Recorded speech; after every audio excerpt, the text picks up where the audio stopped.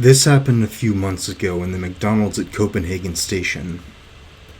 I'm not Danish, only visiting the country for one day, and since I wanted to travel cheap, I decided to take the cheapest bus there, which just so happened to be the one arriving at 11 p.m. the day before.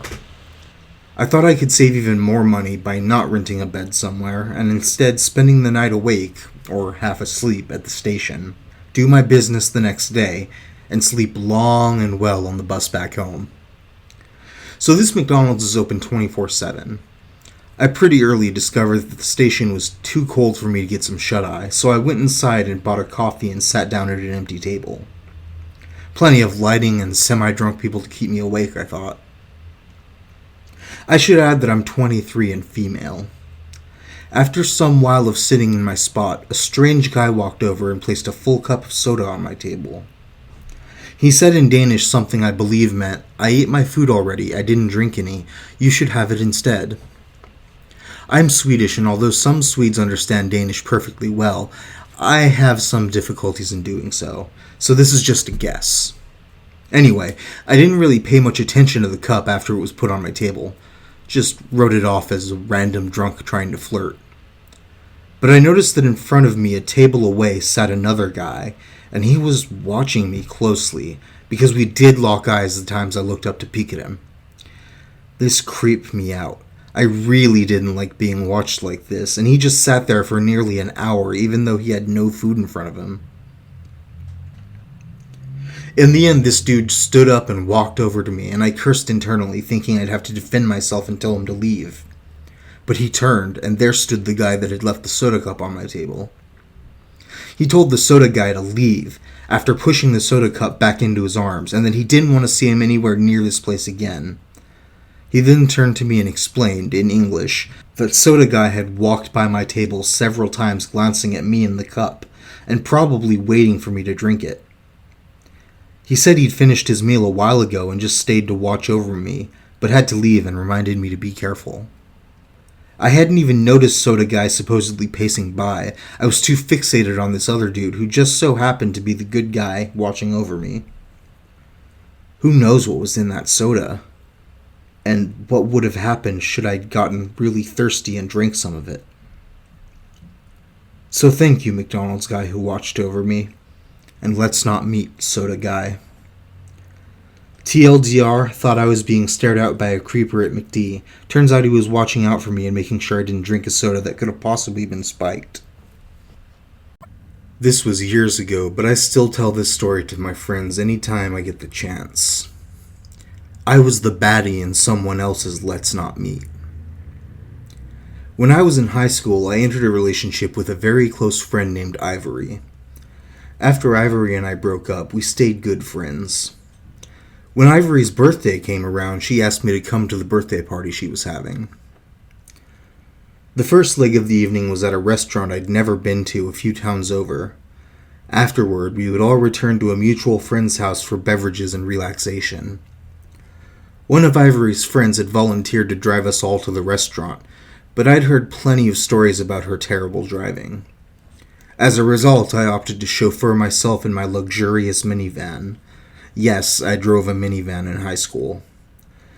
Ivory's friend told me 7 p.m., so at 7 p.m., my black ass rolled into the parking lot. I called Ivory to let her know that I had arrived, but they were just leaving. I overheard Ivory tell her friend, "If you tell him 7, he's there at 7. This all meant I had about a half hour of boredom before I'd have company. Being the introvert I am, I decided not to go inside and wait like a normal person. Instead, I decided to listen to whatever angsty music I was into at the time, probably Heartbeat by Childish Gambino. Moreover, I also didn't park right near the restaurant. The restaurant was located in a plaza, a strip with several other stores along either side. For some reason, I thought it'd be weird for patrons to see me just sitting there like some waiting weirdo. Instead, I parked at the far end of the plaza by a supermarket.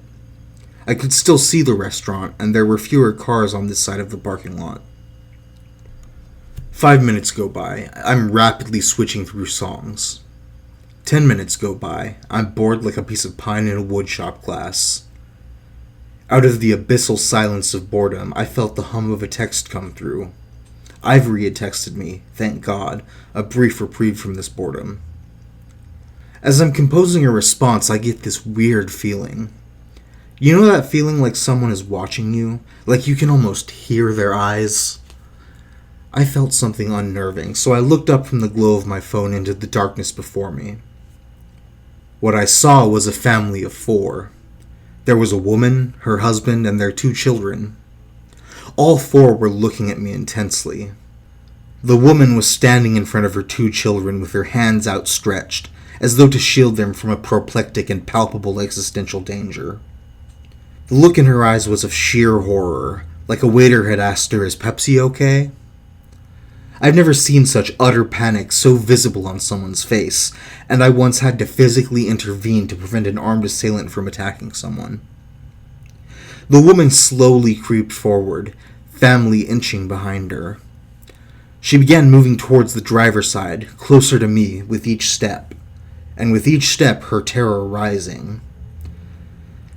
At this point, I'm beginning to panic, because I have no clue why this woman and her family are snarling at me so aggressively. Did they mistake me for Ajit Pai? Without warning, her husband says something I could not hear through the glass. He extends his arm and points to my left. His wife, children, and I all simultaneously follow his hand. He was pointing 5 spots to the left of my car where an almost identical one sat.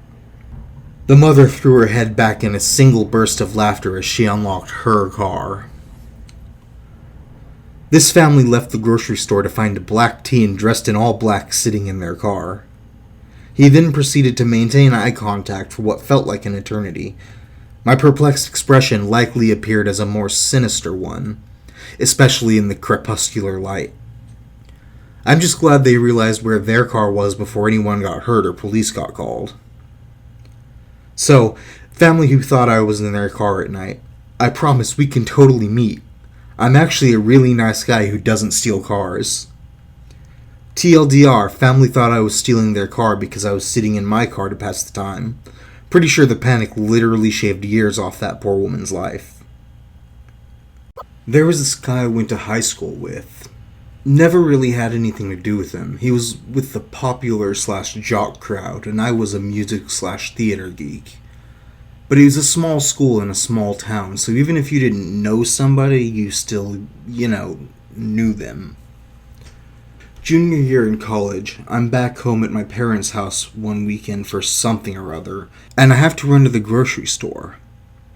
I see this guy out front and he stops me and says hi, remembers my name, and even seems pleasantly surprised that I remembered his. We chatted for about 15 minutes or so, and I was genuinely left with a nice feeling afterwards.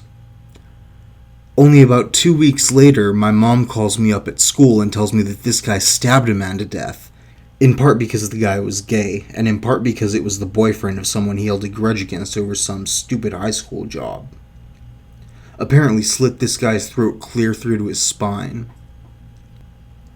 Edit. Because this reminded me and it's been a long time since I thought about it, I looked him up. He's serving life without parole. Like, comment, share, subscribe, follow, submit, obey.